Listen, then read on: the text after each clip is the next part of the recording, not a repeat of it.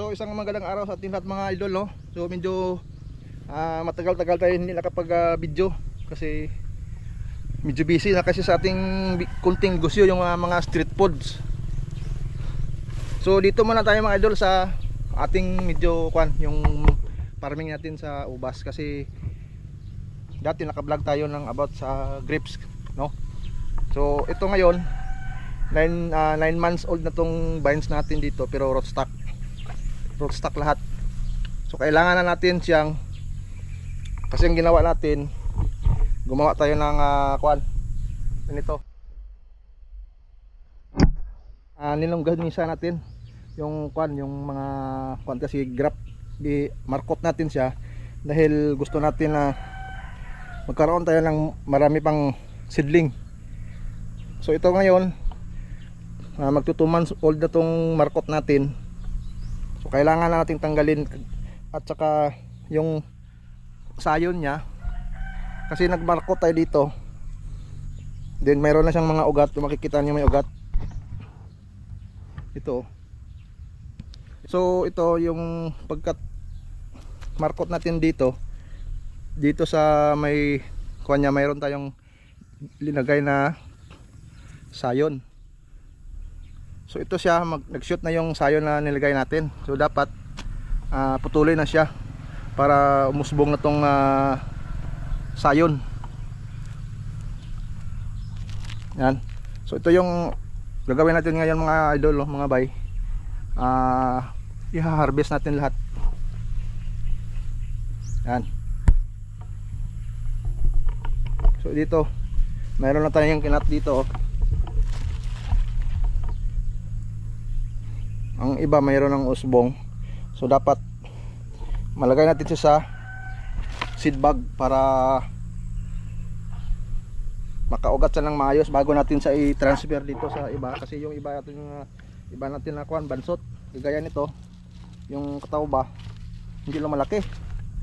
Yan o, maraming mga walang parang ayaw lang lumaki gaya nito. Same naman sila ng age ditong cover natin, pero yung cover natin is more than pencil size na talaga yung niya ito, at saka nakagapang nasa sa trellis natin. Pero ito hindi to yung advisable kasi mababa. For temporary lang po yung ginawa natin, para lang mayroon siyang gabangan. Pero mayroon tayong gagawin dito na maglalagay tayo ng mga poste na bakal at saka simento para forever siya, para medyo mataas yung height kasi ito parang 5 feet lang to. Yan, so i-update natin sa inyo mamaya mga idol, no, sa pagkatapos natin ng pang-harvest nito ng ating mga markot, at saka atin siyang i-transfer sa seed bag.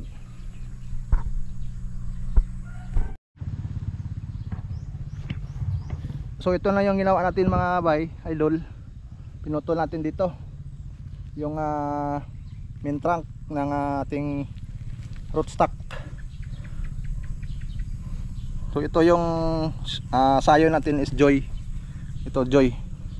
So para kahit hindi pa siya masyado naglubas, kahit hindi pa siya lumabas masyado, pero kitang-kita naman yung yan o, parang buntis na siya. Yan.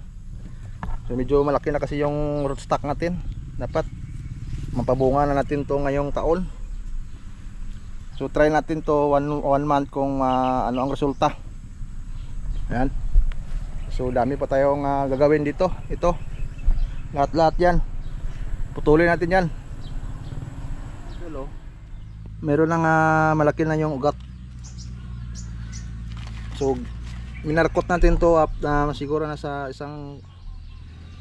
mahigit isang buwan. So ito na yung niya, roots niya ng niya. Ito na yung mga ugat. So dapat makuha na natin to at saka matanggalin natin sa kanyang plastic, transfer natin sa seed bag para lumago na yung kanyang mga, at saka magkaroon siya ng shoots. Ito siya walang walang dugtong. Mayroon siyang dinugtong natin pero namatay, so kailangan natin muli,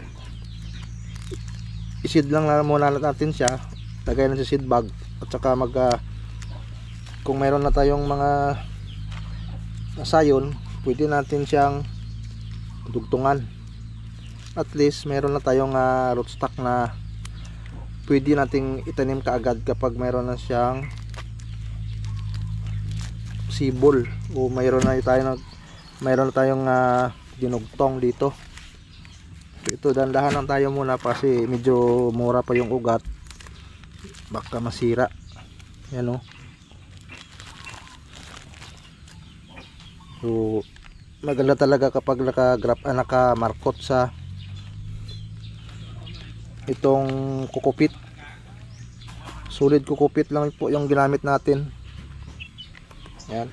So ito, mayroon tayo ditong seedling bag. Lagyan natin ng kunting lupa o kukupit mix ng rice hull, at saka mayroong kunting buhangin. So ito, ilagay natin siya dito. Half lang yung nilagay natin na lupa. Yan. At saka punuin na natin siya ng ating mix, nating ginamit na rice hull, at saka mayroon din siyang kukupit, at saka ano pa to, kunting buhangin. Yan. So ito yung paraan natin para mas mapadali yung natin pag graft. Kasi dati yung ginawa natin, nagtanim tayo ng rootstock from cutting, gaya nito, yung cutting. Yan, tapos tinanim natin, tapos hinintay natin ng ilang buwan, mga 7 months kasi o 6 months bago siya nadugtungan. So medyo matagal.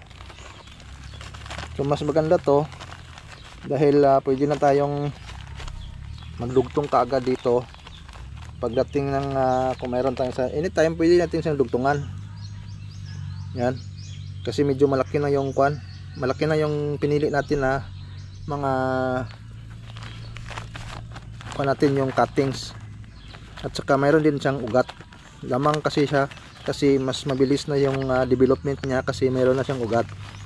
Di kagaya ng cutting ito, maliit.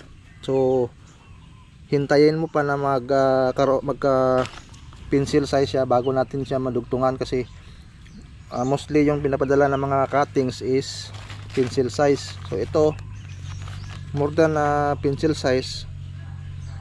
So kung mayroong sayon na pencil size, so madali na lang siyang idugtong dito. So yan yung ating discard. Yun na lang, DIY pa rin to mga idol. Hindi tayo hindi tayo expert dito.